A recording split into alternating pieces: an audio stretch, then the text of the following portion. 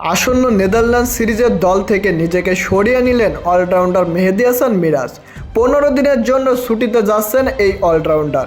সিরিজে হয়তো মিরাজকে মিস করবে দল, তবে তাতে অবশ্য খুব একটা মন খারাপ হওয়ার উপায় নেই, কারণ দারুণ একটা সুখবরকে উপলক্ষ করেই ছুটিতে যাচ্ছেন তিনি। বিডি ক্রিকেট টাইমকে একটি বিশ্বস্ত সূত্র নিশ্চিত করেছে, দ্বিতীয়বারের মতো বাবা হতে চলেছেন মিরাজ।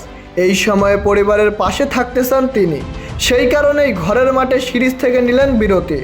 বর্তমানে এক পুত্র সন্তানের বাবা মেহেদী হাসান মিরাজ, তিনি আরও একবার বাবা হতে যাচ্ছেন। মেহেদী হাসান মিরাজ এবং রাবেয়া আক্তার প্রীতি দম্পতির কোল আলো করে আসতে যাচ্ছে আরও একজন সন্তান। দ্বিতীয়বারের মতো বাবা হতে যাওয়ার আগে বিসিবির কাছে ছুটির আবেদন করেন মিরাজ, যেই ছুটির অনেকটা পড়ে যায় নেদারল্যান্ড সিরিজের মাঝে।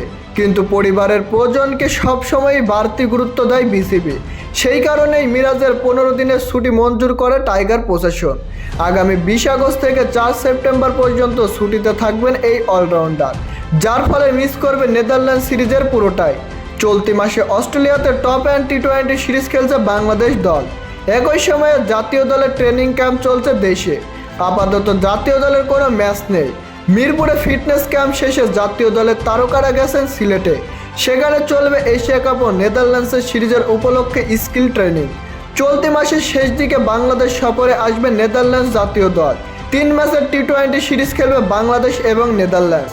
আগামী 30 আগস্ট মাঠে গড়াবে বাংলাদেশ নেদারল্যান্ডস 3 ম্যাচের টি20 সিরিজের প্রথম টি20। 1 ও 3 সেপ্টেম্বরে গড়াবে সিরিজের অপর 2টি টি20।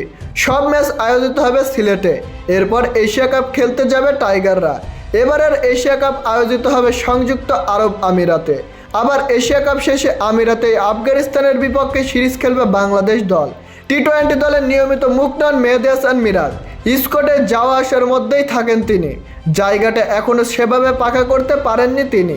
টি20 ফরম্যাটে আসন্ন এশিয়া কাপের দলেও তাই তার থাকার সম্ভাবনা খানিকটা কম। শেষ পর্যন্ত নেদারল্যান্ড সিরিজে পারফর্ম করা ক্রিকেটারদেরই হয়তো এশিয়া কাপের স্কোয়াডে দেখা যাবে।